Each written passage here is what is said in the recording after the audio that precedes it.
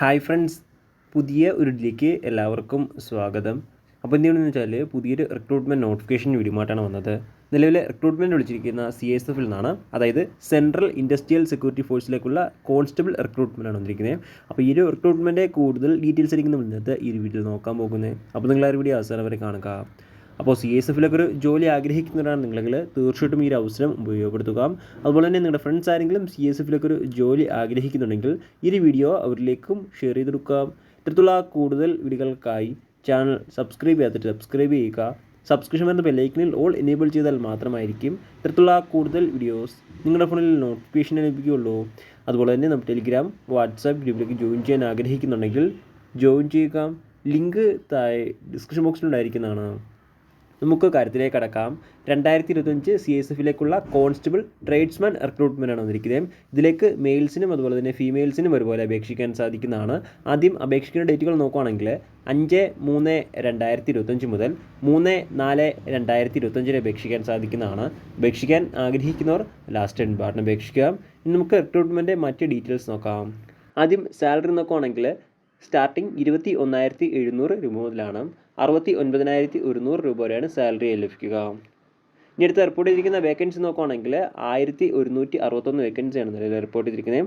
ഓരോ trade vice vacancy പറ്റി അറിയാൻ നിങ്ങൾ ഒഫീഷ്യൽ നോട്ടിഫിക്കേഷൻ ചെക്ക് ചെയ്യുക. ഇനി അടുത്ത ഈ ഒരു റിക്രൂട്ട്മെൻറ്റിലേക്ക് അപേക്ഷിക്കാനുള്ള ഏജ് ലിമിറ്റ് നോക്കുകയാണെങ്കിൽ 18 വയസ്സിനും 23 വയസ്സിനും ഇടയിലുള്ളവർക്കാണ് അപേക്ഷിക്കാൻ സാധിക്കുക. 1/8/2025 ഈ ഒരു ഡേറ്റ് അടിസ്ഥാനമാക്കിയിട്ടാണ് 18 വയസ്സും അതുപോലെ തന്നെ 23 വയസ്സും കണക്കാക്കപ്പെടുക. അതുപോലെ തന്നെ OBC കാൻഡിഡേറ്റ്സിന് 3 വർഷം വരെയും SC/ST കാൻഡിഡേറ്റ്സിന് 5 വർഷം വരെയും ഏജ് റിലാക്സേഷൻ ഉണ്ടായിരിക്കുന്നതാണ്. ഇനി അടുത്ത ഈ ഒരു റിക്രൂട്ട്മെൻറ്റിലേക്ക് അപേക്ഷിക്കാനുള്ള എഡ്യൂക്കേഷൻ ക്വാളിഫിക്കേഷൻ നോക്കുകയാണെങ്കിൽ 10ാം ക്ലാസ് അല്ലെങ്കിൽ തത്തിലുമുള്ളവർക്ക് അപേക്ഷിക്കാൻ സാധിക്കുന്നതാണ്. കൂടാതെ IT സർട്ടിഫിക്കറ്റ് ഉള്ളവർക്ക് ഈ ഒരു പോസ്റ്റിലേക്ക് അപേക്ഷിക്കുമ്പോൾ പ്രിഫറൻസ് ലഭിക്കുന്നതാണ്. ഇനി അടുത്ത ഈ ഒരു റിക്രൂട്ട്മെൻറ്റ് സെലക്ഷൻ പ്രൊസീജിയർ എങ്ങനെയെന്ന് നോക്കുകയാണെങ്കിൽ ആദ്യം ഫിസിക്കൽ സ്റ്റാൻഡേർഡ് ടെസ്റ്റാണ്, അതിനുശേഷം ഫിസിക്കൽ എഫിഷ്യൻസി ടെസ്റ്റ്, അതിനുശേഷം ഡോക്യുമെൻറ്റേഷന്, അതിനുശേഷം ട്രേഡ് ടെസ്റ്റ്, അതിനുശേഷം റിട്ടൺ എക്സാമിനേഷന്, അതിനുശേഷം മെഡിക്കൽ എക്സാമിനേഷന് തുടങ്ങിയ പ്രൊസീജിയറിലൂടെയാണ് ഈ ഒരു റിക്രൂട്ട്മെൻറ്റ് കടന്നു പോകുന്നത്.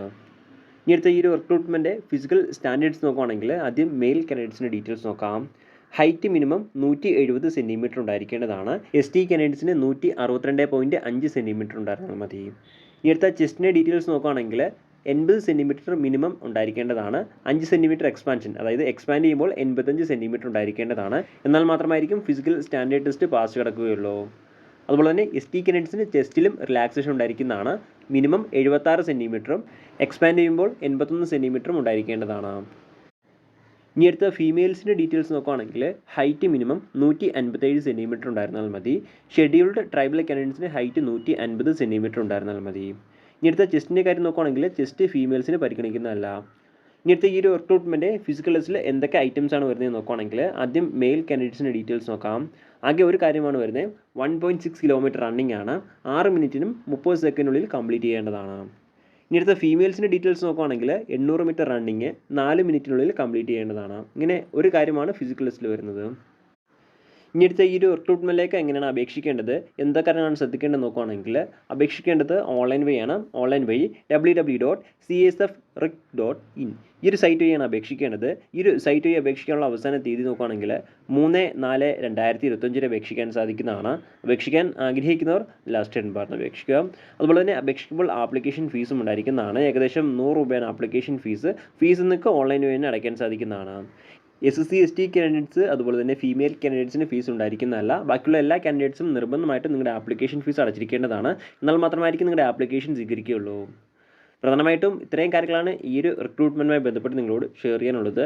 എന്തെങ്കിലും സംശയങ്ങളോ കാര്യങ്ങളോ ഉണ്ടെങ്കിൽ ഒഫീഷ്യൽ നോട്ടിഫിക്കേഷൻ അല്ലെങ്കിൽ ഈ ഒരു ആർട്ടിക്കിൾ ചെക്ക് ചെയ്യുക. ഈ ഒരു ആർട്ടിക്കിളിലെ ലിങ്ക് എന്തായി ഡിസ്ക്രിപ്ഷൻ ബോക്സിൽ അടിച്ചിരിക്കുന്നതാണ്. അപ്പോൾ നമുക്ക് മറ്റൊരു വീഡിയോയിൽ കാണാം. അതുവരെ ബൈ.